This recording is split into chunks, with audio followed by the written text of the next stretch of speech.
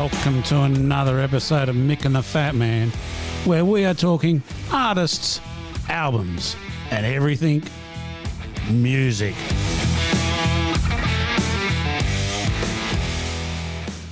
Well, welcome everybody to another exciting episode of Mick and the Fat Man. Did you notice, Mick, that I only just sort of noticed it then? The new intro that I've done, I've been able to use the word everything. I like that. I thought, yeah, you bring it down to the common man. Everything music. Yeah. I'm all class. Welcome to Series 4, Episode number 3, everybody.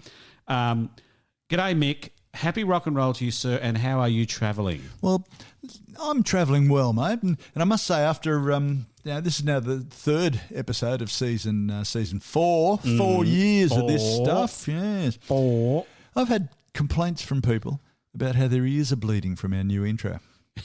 Gets you, doesn't it? Yeah, I think. Yeah, I can't see any blood on your shirt. I mean, it's just most unfair. It's not doing me much good, I can tell you. It's pretty in there. Yeah. I feel like it's it's like a stadium rock intro.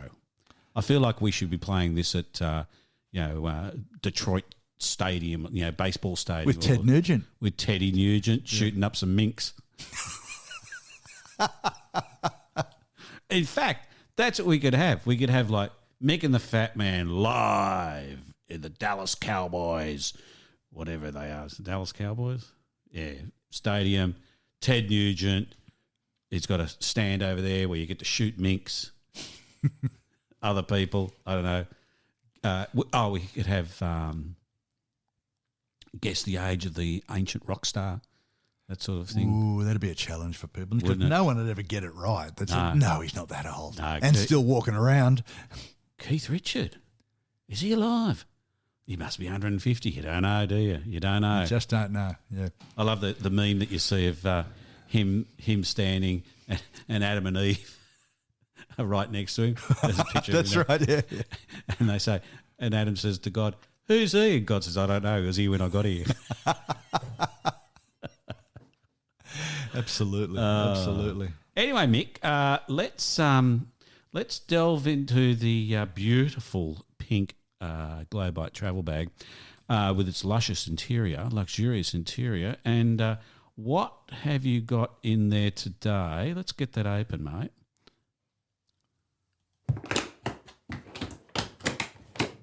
All right, what do you got in there today, mate? There's a whole bunch of magazines. Oh. Yeah. What do you do with magazines? Well, and on the top has got, these are all the magazines that had crappy reviews of brilliant albums. And I thought, that's fair enough. So this episode is called Brilliant Albums Badly Reviewed. And we're going to talk about when critics and reviewers got it wrong. Okay, well, we look forward to it. But first, before we continue, of course, let's just have a little look at what I have to offer.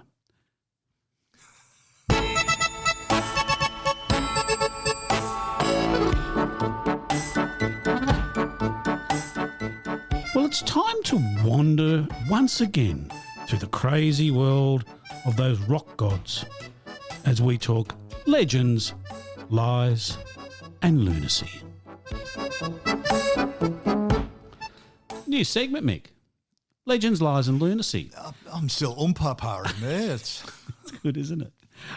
So I thought I'd just every now and again, not all the time, every now and again, I'll just pop into the annals of rock history and just pull out some strange things that some of the rock gods have done over the time. Where are you going to find any content for that segment? I think it's going to be very hard for you. It's going to be very hard. I've just got a little taster this time, mate. Just a little taster. Okay. And we're going to kick off with a fellow by the name of Billy Idol. Do you remember Billy Idol? Yeah. Billy Idol, apparently, man of the white wedding, spent 3 weeks hosting raucous parties in his Oriental Hotel penthouse in Thailand in 1989. The Rebel Yell rocker was charged $149,000 by the Thai establishment for room fees and damages. Idle ignored management and refused to vacate the room. Had to be forcibly removed by the military and carried out on a stretcher after being shot with a tranquilizer dart. Well, Thailand, for all of its reputation, that doesn't surprise me. It's not a country where you go stuffing around with their laws. But to actually have the military going to go shoot him in the arse with a tranquilizer. It's like something out of a cartoon, isn't it? It's beautiful, isn't it? Yeah. Now, one of the lesser known wild men of rock and roll, very, very restrained normally, Keith Moon. I still remember Keith Moon meeting Norman Gunston, Norman Gunston was standing outside. He was standing outside the venue where Moon was pulling up in his Rolls Royce. Moon gets out of the car, pissed as a fart, holding a bottle of vodka, and pours it over top of Norman Gunston's head, and says, "You stupid fucking Aussie poofter," and walked off. And Norman Gunston said, "Oh, thanks very much, Mr. Moon." Anyway, the destructive antics of Keith Moon reportedly got the Who banned from every single Holiday Inn in the world. On his 21st birthday in 1967, Moon was said to have driven a Rolls Royce into the swimming pool of a Michigan Holiday Inn. A Rolls Royce. They don't float, you know. I've seen photos of that. It does exist. It's this bloody cars in the pool with just the roof line out. Yeah, they don't float. Never mind. Now, another one, this is what I was a little bit unexpected by. I didn't expect. James Brown has done some strange things in his time, but in 1988, James Brown stormed into an insurance company next to his office in Augusta, Georgia, somewhere, and pulled a shotgun out on employees for allegedly using his toilet. Brown reportedly had been high on PCP when the incident happened. He then led police on a car chase from the scene, as you would, before being arrested and serving 3 years in a South Carolina State Park Correctional Centre. That makes it a very expensive poo, doesn't it? Who's been using my toilet? I shall threaten them with a shotgun. Oh, yeah, that'd be right. Anyway, if you do have any stories of interest, ladies and gentlemen, that you want to see on here, let me know. Drop me a line, and we'll every now and again we'll pull out a few stories from rock history, the annals of rock history, just for a bit of fun. The lengths we'll go to try and get you to communicate with us. That's right. Anyway, Mick, we shall move on, sir. We've got the topic there, so why don't you pull out the first magazine and give us some idea of what you're doing today exactly. Okay. Is the case? Oh, you've already opened the case, haven't you? Yeah. Case is sitting there happily. Open. I can see it now. It's full of magazines. I don't even know how you got it up on the table. It's full of magazines.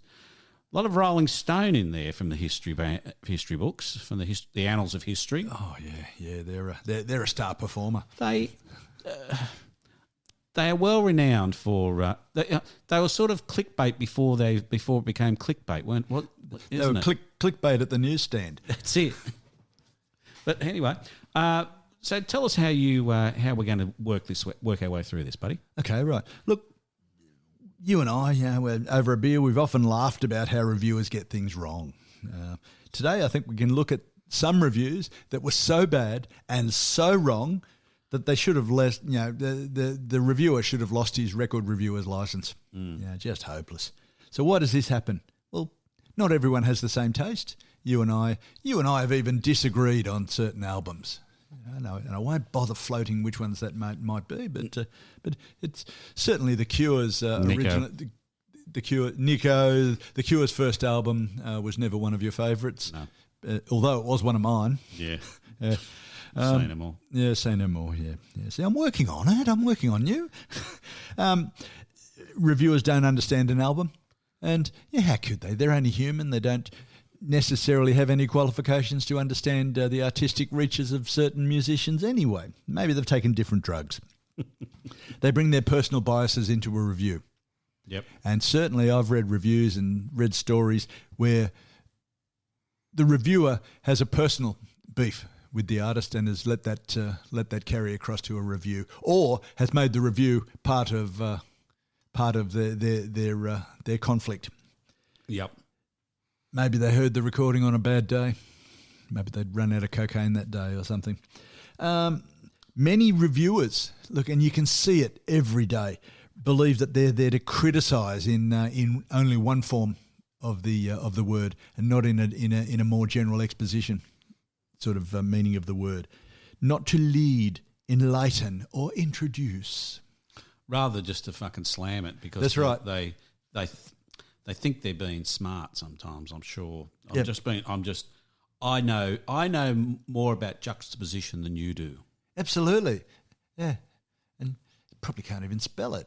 That's why they have spell check. They had sub-editors who spell checked everything before they had Google. Look, there's some really good examples, and we'll talk about a few this afternoon. It's just horrendous. But as you say, Rolling Stones are prime offender, and they keep coming up. They do. Led Zeppelin's first album, slammed as derivative, boring, no good. Black Sabbath's first record, same thing. Yeah, these are two huge bands who've earned so much money, and been able to spend it on whatever they wanted. So what songs are on the first Led Zeppelin album? On the first Led Zeppelin album, mate, things like Communication Breakdown. No, shabby. Yeah, it's a pretty ordinary song. I know, Dazed and Confused. Oh, very shabby. Yeah. Good times, bad times. Yeah. Terrible. And some of the things, this is really personal stuff. Jimmy Page used to be in the Yardbirds. Yes. Yeah, now you might have heard of them. Yeah, I did. Bit of a rock band in the 60s in the UK. And Jimmy Page, he was just a session musician who lucked a gig with the Yardbirds. Thought he could do better with his own band. And, there's nothing wrong with that. But the British press never forgave him. Oh, is that right? For doing that, yeah. So that's why this ongoing enmity up until the end of the British Fleet Street Press and Jimmy Page. Really? Yeah, because they basically hated him and didn't forgive him for leaving Yardbirds and forming Led Zeppelin. So the critics criticised him for leaving the Yardbirds, and when they released their first album, The Zeppelin, it was a feeding frenzy. It was like blood in the water with a bunch of sharks. Yeah, right. They just slammed it. And first offender, first one off the mark, Rolling Stone, John Mendelsohn, called Jimmy Page, believe it or not, a proficient blues artist. Yeah, that's like saying a Lamborghini is a car that on occasion can go fast. Yeah. Who writes, Jimmy Page, by the way, writes weak, unimaginative songs. And he called Led Zeppelin a lesser version of the Jeff Beck group. Yeah, I bet he loves those words. He dubbed Robert Plant as, and here comes the obligatory Rod Stewart reference. I don't think we had one last show, did we? No, we missed it. We missed it. Oh, dear. Sorry, folks. He dubbed Robert Plant as nowhere near as exciting as Rod Stewart. It's good. Gee. And he put that in print, did he? Yeah. He'd live to regret that. In other publications, it was common to describe Page's guitar playing as pedestrian and Plant's poor singing voice. My godfather. So you wonder why Led Zeppelin released Led Zeppelin 4 with no label, no name, and no official. There was no official launch for 4. They just put it out in the shop. Is that right? Yeah. As a basic screw you to the music press, British music press. They and obviously Rolling Stone by implication. It's interesting. I mean, how do you come back from that? To write such a stupid review, just stupid. Yeah, just those 3 songs alone. Most bands, if they'd just done those 3 songs and split, would be so proud of themselves for the rest of their life. They do reunion tours every 3 years. And Dazed and Confused was one of their great live songs, wasn't it? Yeah. Great awesome. song. Yeah.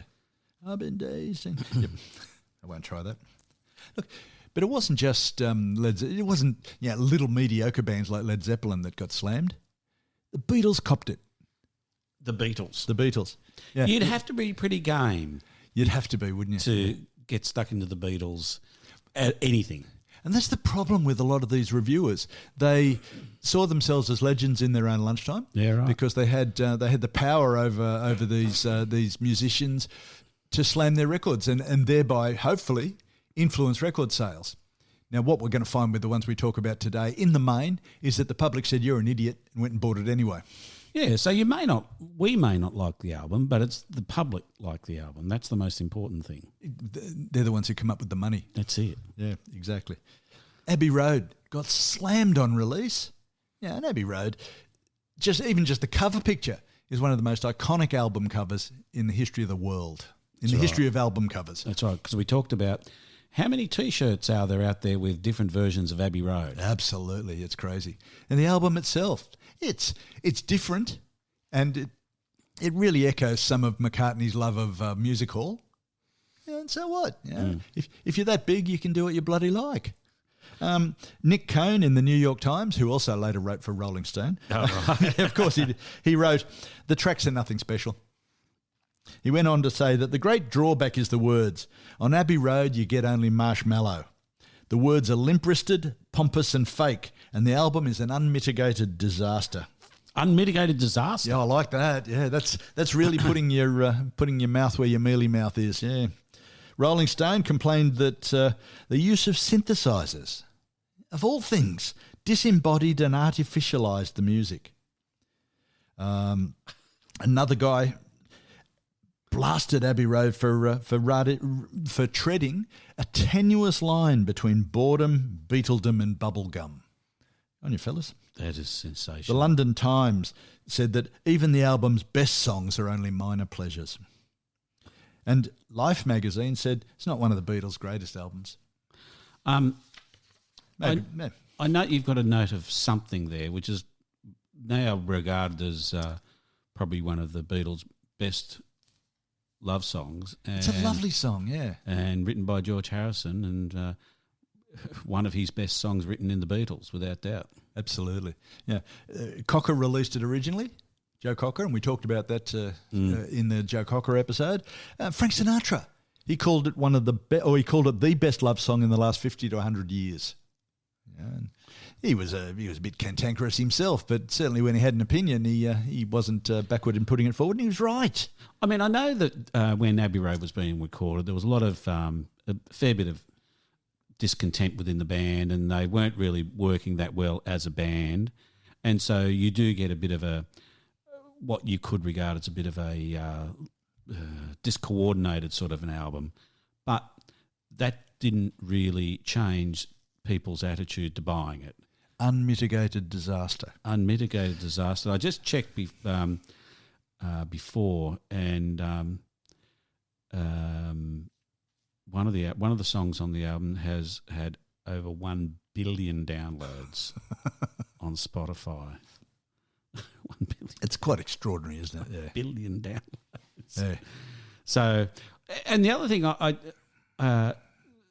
I just saw a review just recently from 2016 by some complete and utter dork who said, "I know the baby boomers are in complete denial about this, but the Beatles peaked as an album artist with Sgt. Pepper. After that, they put out a few great songs, but the album work was inconsistent at best." Good on you, mate.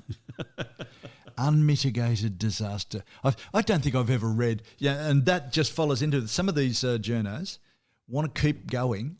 They're doubling down on their own idiocy. And saying, I'm still right. The fact that you sold, billions of albums around the world, the fact that everybody loves it, they don't know what they're doing because I'm much smarter than them. Exactly right, yeah. What a fuckwit. The world's biggest selling album in 1969. The world. Unmitigated disaster. Yeah, it's terrible. Every band in the world wish they could have an unmitigated disaster like that. And now they're jumping on sort of the culture wars and say, well, it's only the fucking baby boomers that like it, We own everything else. We might as well own that album as well. What about Black Sabbath? Yeah, what about Black Sabbath? They released their first album around the same time. It's interesting, isn't it? You wouldn't think so, would you? No, they're so wildly different. But I'm sure that McCartney secretly wished he could have sung alongside Ozzy. Oh, yeah, for sure. Yeah, he would have. Back in the 70s, because there was no heavy metal. No. Black Sabbath was heavy metal, the first heavy metal band. Led Zepp paved the way, but Black Sabbath, bloody heavy. Led Zeppelin was hard rock. Yeah, they took it the step further. They did. Father of metal. Yeah, absolutely. Black Sabbath has a sound of their own. They invented a complete sound of their own, especially their early stuff. Yeah. I'm not a Sabbath fan, but everything up until Paranoid or a bit later, it's just great. Yeah, you listen to that's before Ozzy became a walking caricature. In other words, before they had so many drugs that they were on another planet. Yeah, he's got a bad back now, so you know. That's right. He's got a bad everything. Spoke about it last year. He's coming good though. Oh yeah, right. Even my special needs son has got Paranoid and Iron Man on his phone. Oh, is that right? Yeah, he knows those songs really well. Paranoid is a great album. It is. It's a fabulous album. It could arguably be their best. But you know, we're not here to say that. We're not here to be critics ourselves. Well, maybe a little bit. Yeah, but at least we're right when we do it. This album could be said to have given birth to heavy metal. But if they had their way, Rolling Stone would have killed them at birth. Lester Bangs, who's regarded... Lester Bangs. Yeah, that's his name. Yeah, now that's a cool name, but another one of these people is a legend in his own lunchtime. I've read a lot of his stuff and I'm not all that impressed. He called the band Unskilled Labourers and a Cream Rip-Off. Oh, okay. Yeah, good. Tony Iommi's guitar playing dribbles wooden Claptonisms. Fuck. Yeah, it's unreal. And stiff recitations of Cream cliches that sound like he learned them out of a book. Yeah. Being a critic means that you have to needlessly insult people wrongly, apparently. What a knob. And not bad for Tony Iommi, who, of all magazines, Rolling Stone dubbed as number 13 in the world's best guitarists. And relegated Clapton to 35. It's good stuff. They're consistent. Yeah. Consistently stupid. Consistently hopeless, absolutely. Robert Christgau, who we've mentioned before and will mention again today, in The Village Voice. So the New York Culture magazine, he gave the album by Black Sabbath a C-. Mm. You know, he used to grade everything, like a school teacher. Yes, right. A through D. He called the album bullshit and a reflection of the worst of the counterculture. Well, boyo, the counterculture ain't you. And it ain't you. It's insane. So influential is this album. It's like an unmitigated disaster again. I remember a series of interviews with early 90s bands from Northern America. Mudhoney, Dinosaur Jr., all quite successful in their own right, talking about their formative influences. Seattle bands couldn't believe when they heard Black Sabbath about how thick and sludgy it sounded. Heavy metal. Yeah, like they were playing through I saw one quote says, it sounded like they were playing through a barbiturate haze. Oh, they probably were. Yeah, great stuff. Yeah. And look, while we're on the line of picking on hugely successful bands, you know the band that did Dark Side of the Moon? You ever heard of them? Pink Floyd, was it? That was the one, yes. They did an album after Dark Side of the Moon called Wish You Were Here, which personally is my favourite Pink Floyd album. Well, that and The Wall. Also one of my favourites. Yes, yeah. One of my favourites. I love how it builds. The first side just builds and builds and builds. Yeah. And comes out with some of the great songs. Anyway. It's a shame. It was unconvincing and ponderous. Critical lack of imagination in all departments. Yeah. Rolling Stone, surprisingly, said lackadaisical, devoid of passion. It's good, isn't it? Yeah, it's great stuff. Maybe they actually heard the barb shots at themselves. There's a line in the song, Have a Cigar. Yes. You come in here, dear boy, have a cigar. You're going to go far. Oh, the band is quite fantastic. That is really what I think. Oh, by the way, which one's pink? That's a great line. Yeah. That's a great line. All you critics who know everything about everything, you don't know anything. That's right. Yeah, that's exactly right. They really slammed them off. I remember the first time I heard and bought this album. I heard it on the radio. Yep. Jumped on my motorbike up to the shopping mall, and brought it back inside my jacket, hoping it didn't blow out. So in 1975, Yep. you would still be. Oh, which shopping centre? Which one? Always like to know what shopping centre you went to. Roselands. We love you. Yeah, exactly. Excellent. Yes. Yeah. So you would have gone to Edels. Edels, was it Edels? Forget it wasn't. It was Edels or something like that. Yeah, they don't exist anymore. EDELS. Yeah, I know the one. Yeah, Yeah, it could have been. it would I have can't been. remember Would the have name. Yeah. Very few record shops I can remember the name of. Yeah, But I can remember where they were and what they looked and what they had up on the wall. Yeah, okay. But I think it was. Yeah, I think that's what it would have been back in those days. What about Akadaka? At one stage, the world's biggest concert grossing band. AC/DC, for those who've never heard Akadaka. High Voltage, around the same time, 1976. They were big in Australia. Yeah. And just at the time they were ready to break overseas, their label released their first two albums called TNT, surprisingly, and High Voltage. Yeah. Both fairly ordinary songs that we've never heard before. No, all very obscure. And look, I can remember seeing them at Daceyville Police Boys Club. Where's Daceyville? Don't even know where that is. Eastern suburbs, just as you head out of the city. Really? Yeah, along Anzac Parade. Okay. I didn't know anything about them, but someone said, okay, let's go in here and see what's going on. And Akadaka was playing. So that was back really early when they were playing in smaller venues and you were actually able to feel the music, see the band playing on stage. I was just blown away. I knew nothing about them. Went with some friends. What a sound. Yeah, what a insane. fantastic band. Brilliant band to see live. And of course, Bon was the singer then. Yeah. And he was great. The simplicity of the songs, they could reproduce them live without losing the essence of the song. But once again, Rolling Stone didn't think they were much good. Never seen them live. The reviewer declared, this is one of the best I've ever read. Okay. The release of the first US album by these Australian gross-out champions shows that hard rock has unquestionably hit its all-time low.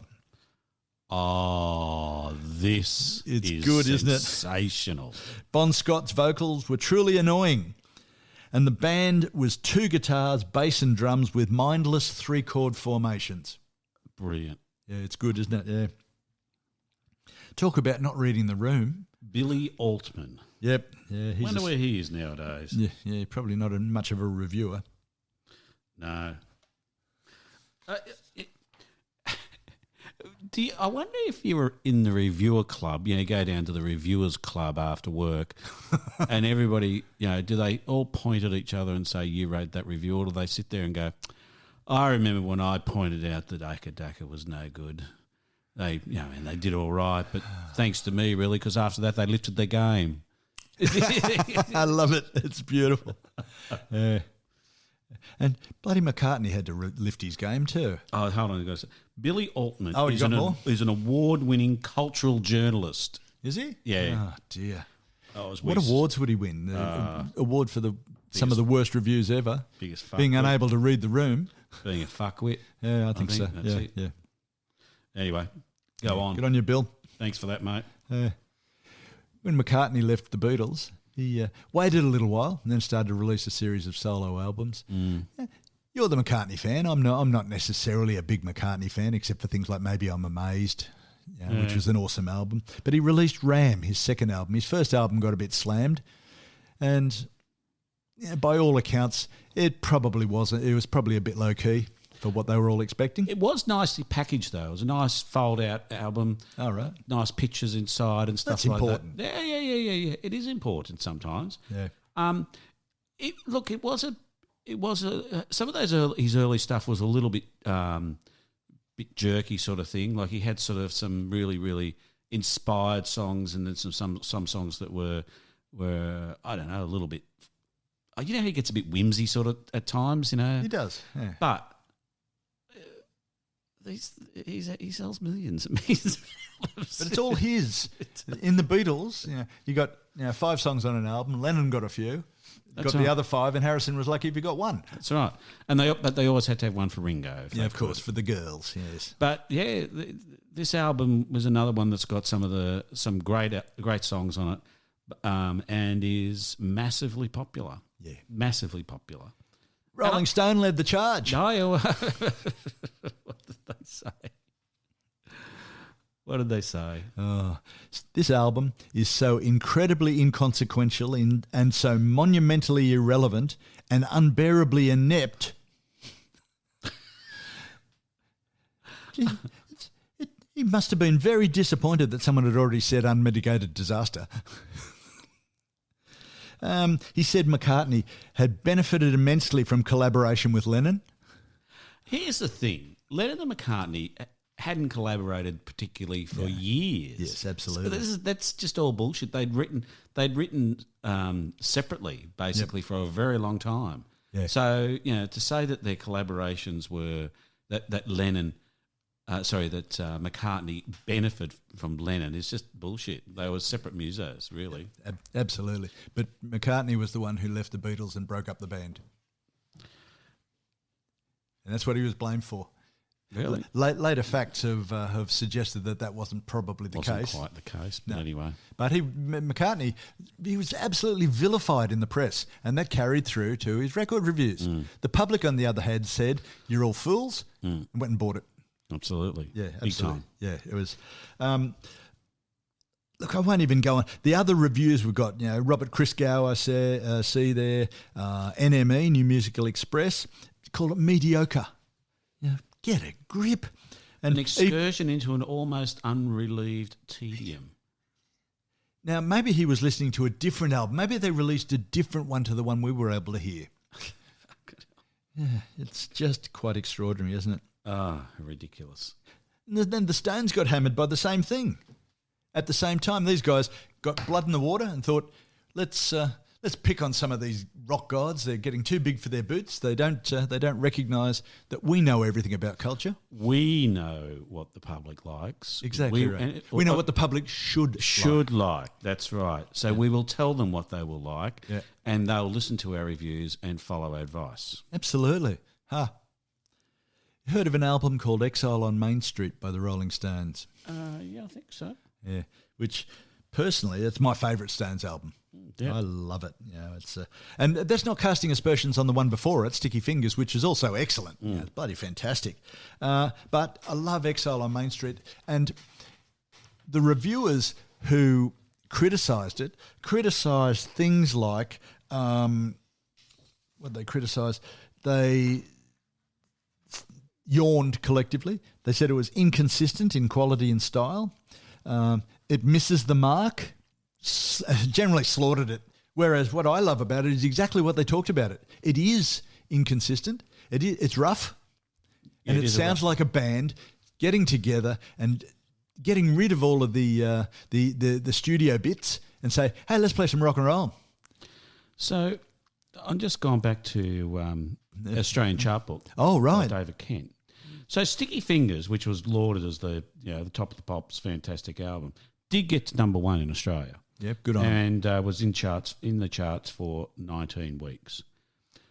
Exile on Main Street got to number 2 on the Australian charts and was in the charts for 20 weeks. Big deal of difference there. Not. Misread the room, me thinks. Misread the room. Yeah, I love Sticky Fingers. It's different the way it starts and tracks on it. Yeah, it's got Rolling Stones gold stuff. Happy, with Keith singing. Yeah, I had to wake him up to sing, but that's another story. Sweet Virginia, having a bit of a snooze. Yeah. Tumbling Dice. Yep. Could you get a more epitome of a Rolling Stones song than Tumbling Dice? Yeah, it just illustrates how important Mick Taylor was to the band. And how much he changed them and added to them. Keith was still very much the driving force, but he was pretty off his face He at was this around this particular time, time. yeah. He was up to his ears from his toes like- on heroin. I like the cover too. I like the cover of this album. That's a lot of work. You too copied that style later on. Oh, with Zoo. No, what's it? Achtung Baby. Achtung Baby. Yeah. And you can't go wrong. It's a great style to copy. Yeah, no, it's good. Yeah. Amazing. And Rolling Stone then went on to rank it as number 7 in its greatest albums. They did. They can't stick with one story. If you're going to tell me something's bad, then tell me why it's bad in an honest assessment, and keep with that. And they're just being controversial, just rhetoric. That's exactly what it is. It's clickbait. Yeah. Or the print equivalent of clickbait. Print bait. Yeah. I don't know what it is. Yeah. But it's still the same now, isn't it? Yeah, it is. Yeah, absolutely. What's your next piece of shit you've got, mate? What about Low by David Bowie? Oh, rubbish. Yeah, absolute rubbish. Absolute rubbish. Yeah. It was straight after Station to Station, which was just awesome. Oh, terrible. Another terrible album. Yeah. The musicianship left a lot to be desired. Look, this was the first of the Brian Eno albums, so he really dramatically changed his style, and I don't think the reviewers understood it. Or didn't want to. They wanted Ziggy Stardust back. That's exactly right. Yeah, they're not very much on chains. They're all OCD individuals. But I remember reading one review. Not all reviews were bad. This one was sensible. The bit I can remember described it as Bowie clearing the decks. Okay. And he's certainly bloody changed from what he'd done beforehand. Yeah. To progress to the next phase of his career, whatever that might be. That sounded fair enough to me. But look, if I'd known I would have needed it 50 years later, I would have remembered the bloody author's name. Oh, okay. But I can't remember that. 50 years later. Yeah. Rolling Stone, those stars of media commentary, of music commentary. Bowie lacks the self-assured humour to pull off his avant-garde aspirations. Any discipline in Bowie's writing and performance was due solely to the band. What? Yeah. That doesn't make any sense. No, of course not. Dave Marsh in Cream found a lack of thought in real songs, and this album was a new low point. Maybe he was just doing a pun on the title. Oh, yeah. That'd be witty, wouldn't it? Yeah. It's not what you expect out of the viewers. Yeah. Fucking idiot. Record Mirror found the album boring at first listen, and that Bowie had hit an all-time low. Look, these puns with words, and you just can't buy this sort of stuff. This is great. The album lacks a genuine vision, which when you go back and listen to it, you can exactly see how he's influenced his next 10 years with this album. Charles Shah Murray, and anybody with a name, a double-barreled name like this, really, why would you listen to him? Extremely negative, a state of mind beyond desperation, and finished his review with, who needs this shit? You do, because that's how you make your money, by reviewing it. Yeah, you fool. Fucking idiot. Robert Christgau got into it. The LA Times got into it. The Guardian got into it. It sold reasonably well, and I don't know that it was intended to. You got the Kent charts there to see how well it did in Australia. So really, album-wise, Bowie never really... Well, sorry, he sort of got to 10, 8, that sort of thing on the Australian charts. Yep. Until Scary Monsters, which got to number 1. Which is my selection as his best, yeah. But Low got to 10. It was in the charts for 17 weeks. Yep. So, did fine. Yeah. Bowie came into his own more when he'd finished making great music. He became more of that media type star, touring. People started to buy into Heroes as an ongoing album-oriented radio song. Yeah. Yeah, that sort of stuff. Bowie was never as big as his legend would have it. No, that's right. He did all right for himself, though. He did all right for himself. I loved him. I idolised him. Yeah. He got by. He got by. Yeah. This album laid the groundwork for Heroes, and anyone who looks back at it now agrees. You know that Yeah. that he had to stop Ziggy and Aladdin Sane Yeah. to do Heroes, and if he hadn't done Low, he couldn't have done Heroes. You know, certainly not as a success. But this album, what an influence! You couldn't have without this album. You wouldn't have had Joy Division. You wouldn't have had Magazine, Ultravox, Kraftwerk, all of them. Somebody been looking in my record cabinet? Because I got all of them. You do. I You do. do. I do. Indeed. And I've got the next one too. Harvest. Oh, that's shocking, that album. Oh. Isn't this crazy? This is just crazy. They're picking, the stuff that people just idolise as some of the most wonderful music ever created in the history of the world, and trying to tell you that it's crap. Personally, I saw Harvest on the list of the worst reviewed albums ever, and I thought, you got to be kidding me! I can't believe it. Really got to be kidding me. Personally, my favourite Neil Young album is Rust Never Sleeps, and I like After the Gold Rush as well. Sure. But to say that Harvest is derivative and boring, it's just somebody really stupid. This is a classic. This is a classic album. It is. The album cover is classic. The songs on it are classic. Absolutely. And it's just got. I mean, it's just an amazing album. Yeah. Anyway, that's okay. Give me some of the highlights from our intellectual friends. The Montreal Gazette, it's his countrymen there, Canadians, talked about the album's embarrassing moments. Like? Oh, that's one of the kinder critiques. Rolling Stone, surprisingly, called it a rip-off of After the Gold Rush. What? It's Neil Young. That's what he does. He does Neil Young. A discomfortably unmistakable... He ripped himself off. Yeah, apparently. Yeah. A discomfortingly unmistakable resemblance of nearly every song on this album to an earlier Neil Young composition. They called the Needle and the Damage Done, a really heavy-duty song. They called it glib. Do you want to know the only album that made it number one from Neil Young in Australian charts? Let me guess. Something else. Harvest. Yeah, it's just a joke. Anyway. Yeah. The people voted. Extraordinary, yeah. What a bunch of turkeys. Harvest was the best-selling album around the world in 1972. It was on the Billboard 200 in the US. John Mendelssohn's got some good stuff up his sleeve, hasn't he? Hasn't he? He really works hard. He works real hard. Yeah. Danny Whitten, we come across him before too somewhere. I don't remember where. Danny Whitten was one of Neil Young's friends and roadies. So he was with the band right from the start. That's right. He OD'd. That's right. I forgot about that. That's right. Danny Whitten, yes. And he OD'd later after this album. Yeah. And Young's actually written a couple of songs about Danny Whitten. Yeah, that's right. I do remember. I'd forgotten him. Yep. And, look, Rolling Stone, those stars and masters of cultural assessment, then went on to rate this album that they'd slagged as the 78th best album of all time. Yep. Good on you, fellas. No, that's good. That's a job well done. Okay, give me another bad album. Yeah. Well, I think Blood on the Tracks. Bob Dylan? By Bob Dylan. Remember when we talked about this album? We talked about some of these bad reviews and couldn't understand them.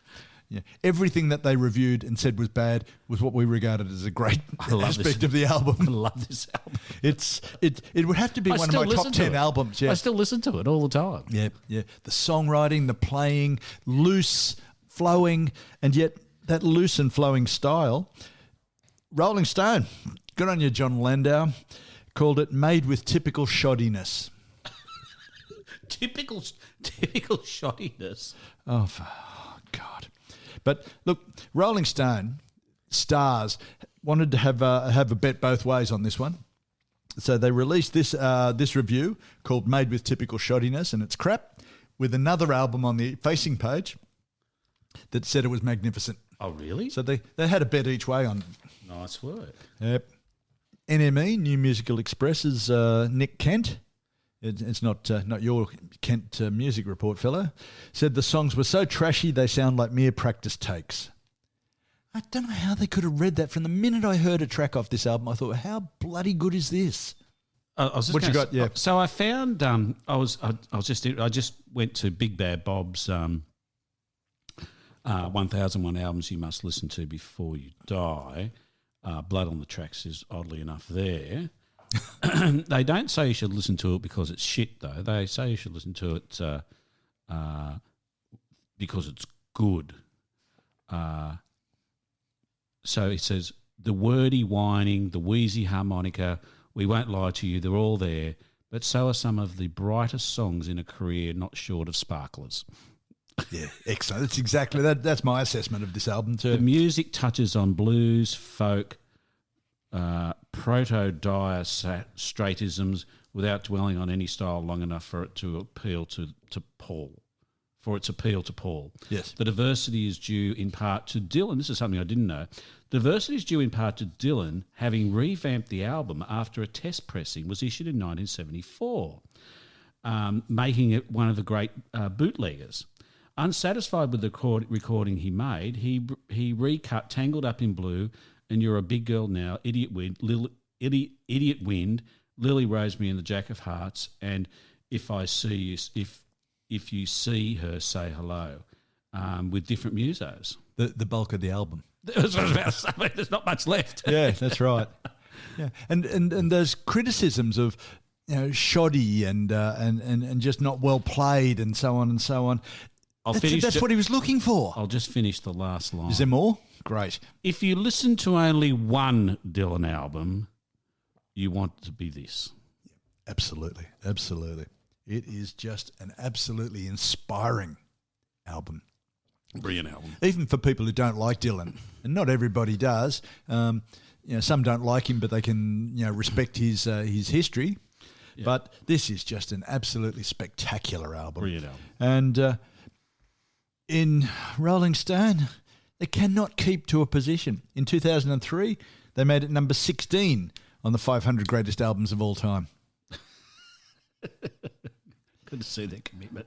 Oh, yeah. Stupidity. And Big Bad Bob's got it there, and he thinks it's terrific. It's a wonderful album. It's a great album. Yeah, go back and have a look at, have a listen to what we say about it.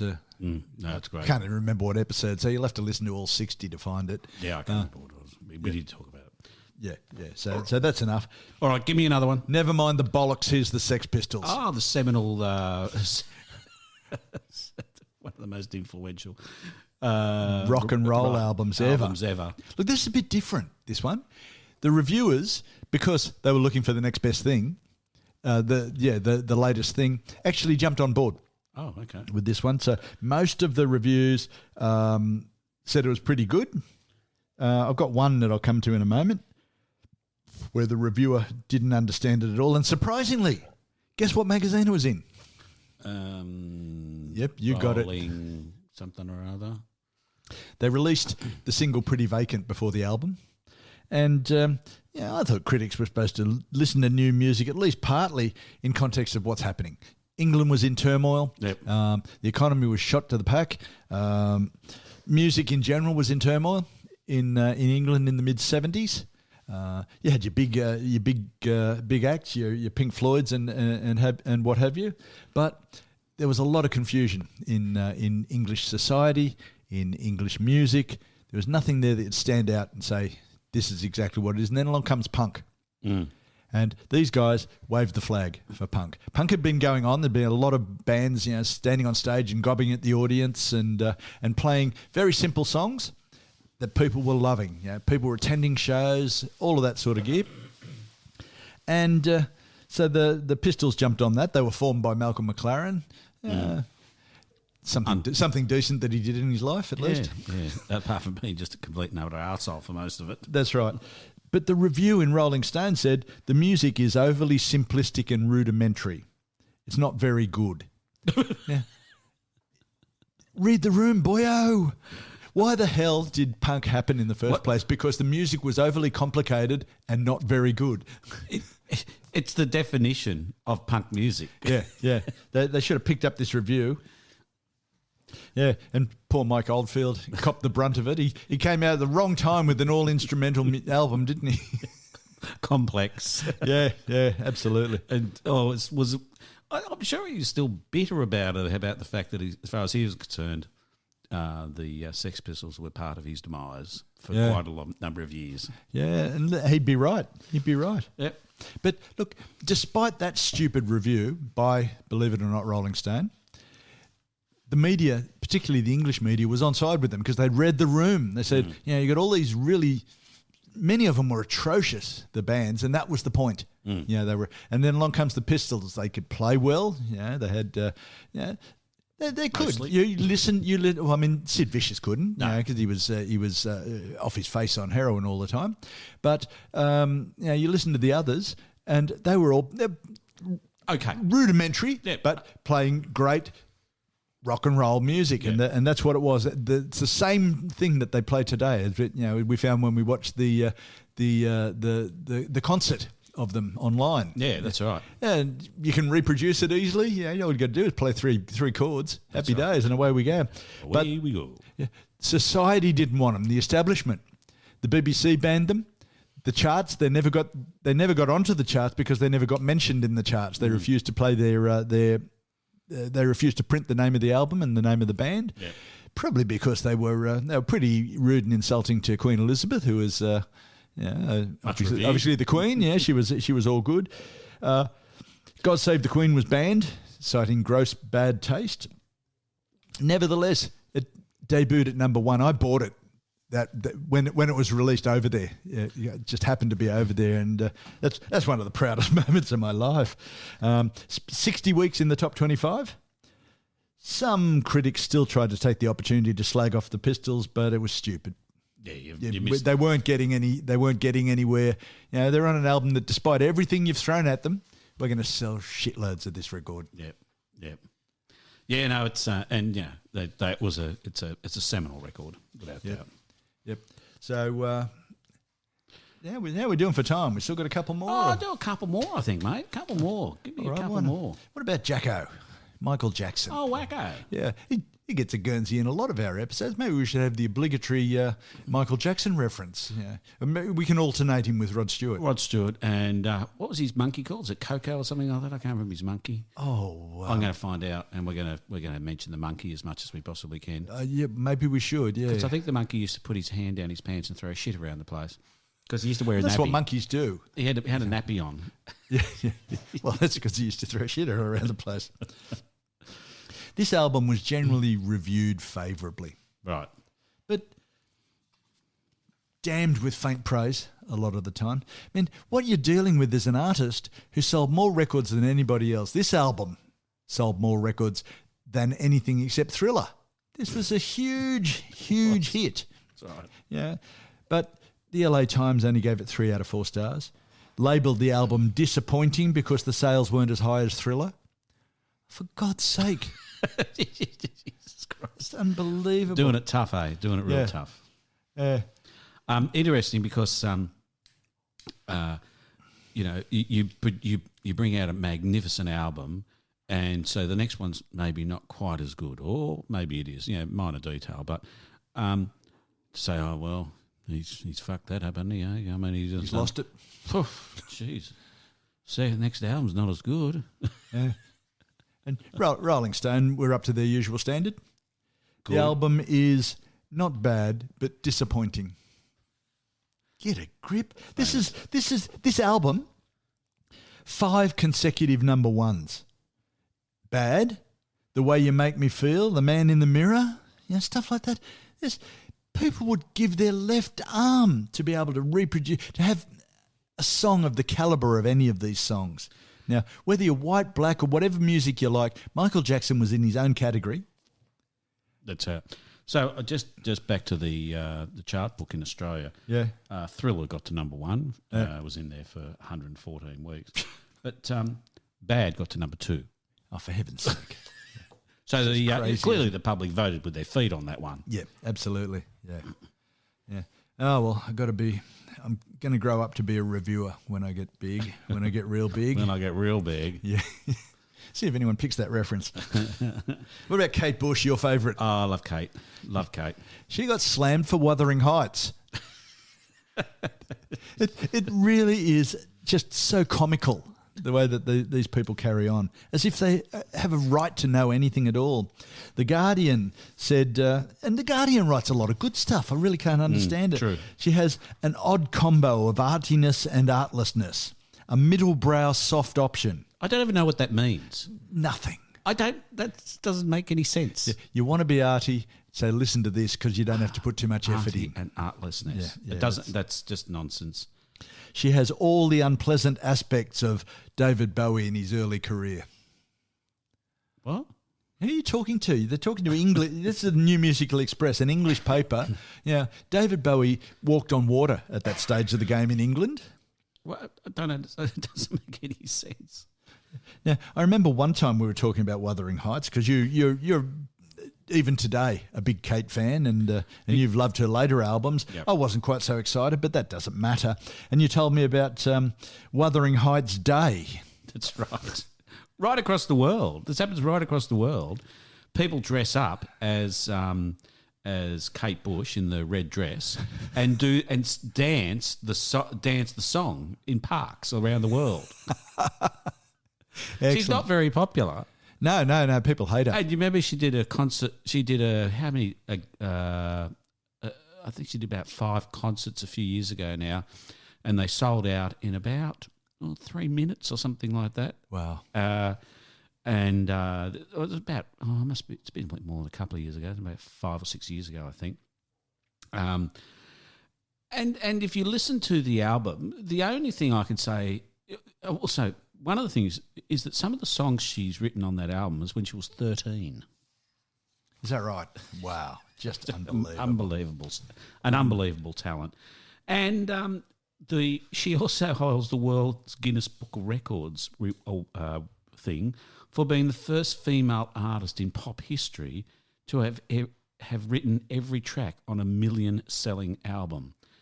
It's not a good album, is it? No, it's crap. Every track on the album is Kate Bush, and it's just so different, a really unique, wonderful sound. I really can't understand how these critics who see themselves as so far above us in understanding and helping us to understand what's happening in culture wouldn't know if their ass was on fire. And interesting, the record label didn't want Wuthering Heights to be the single. They wanted the Man with the Child in His Eyes to be the number 1 single. Lovely song, but Wuthering Heights has never been anything like it before or since. Don't do that. Anyway, she is another one who actually ended up taking control of her own label and all that, produced her own label and took control of her music. And excellent. A lot of her family are actually in Make It All Work. Okay, you got one more. Got one more? How about another album, a bit like Kate Bush, The Velvet Underground and Nico. Almost identical, almost indistinguishable. Yeah. I can imagine Lou Reed doing Wuthering Heights.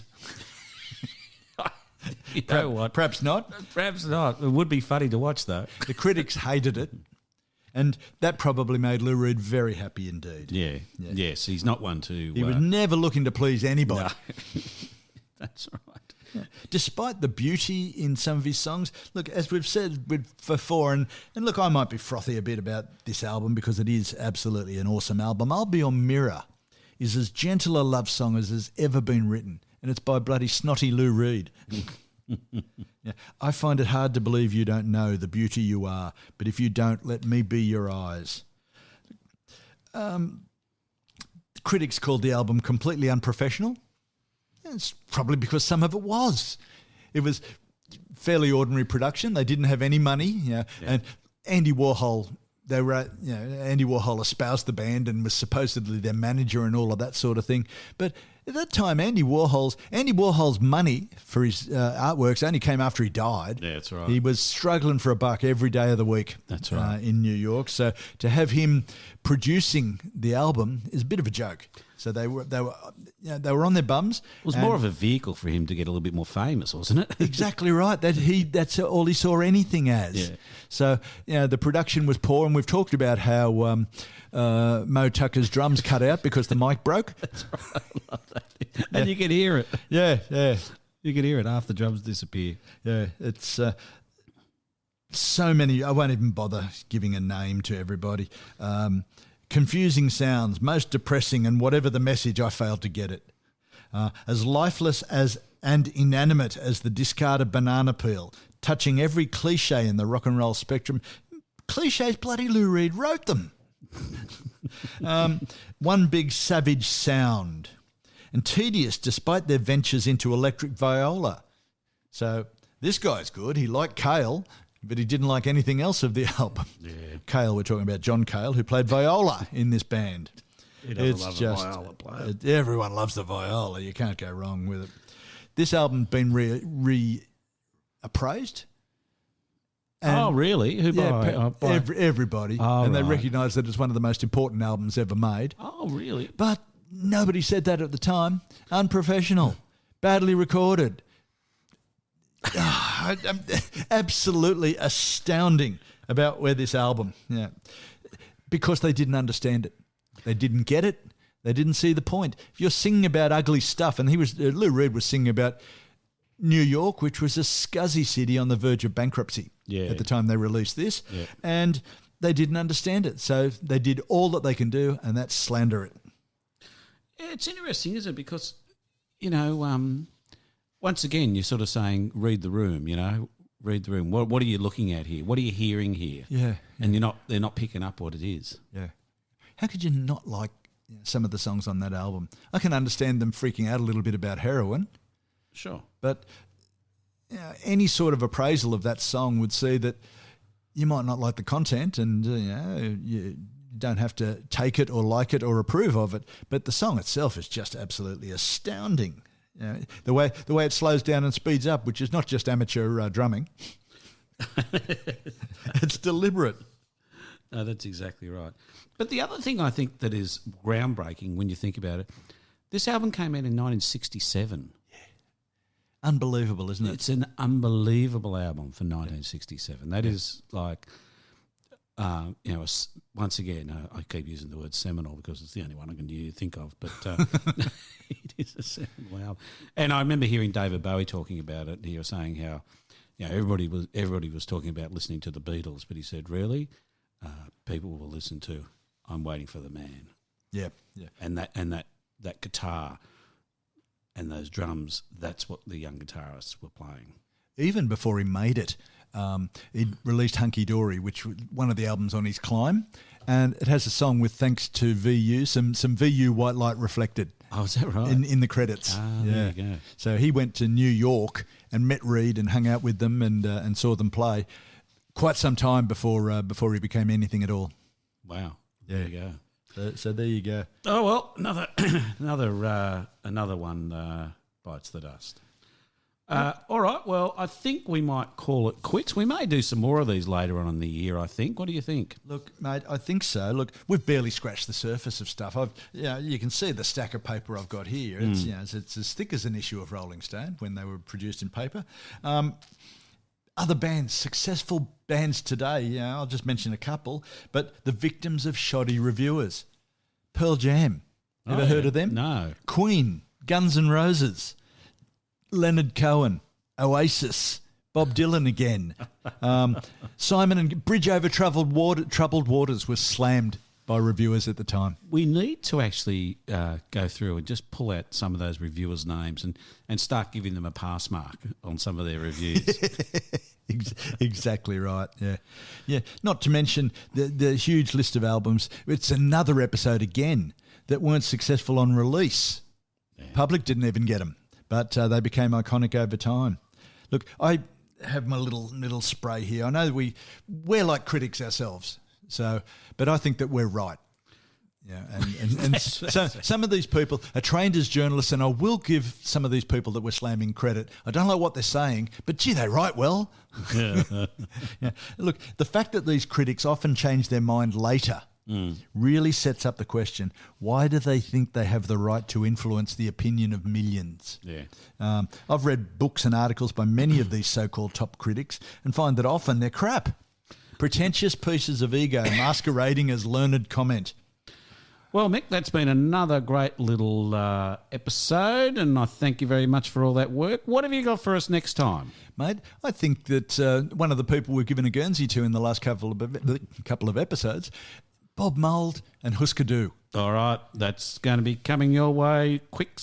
In 2 weeks. All right, thanks very much. See you next time.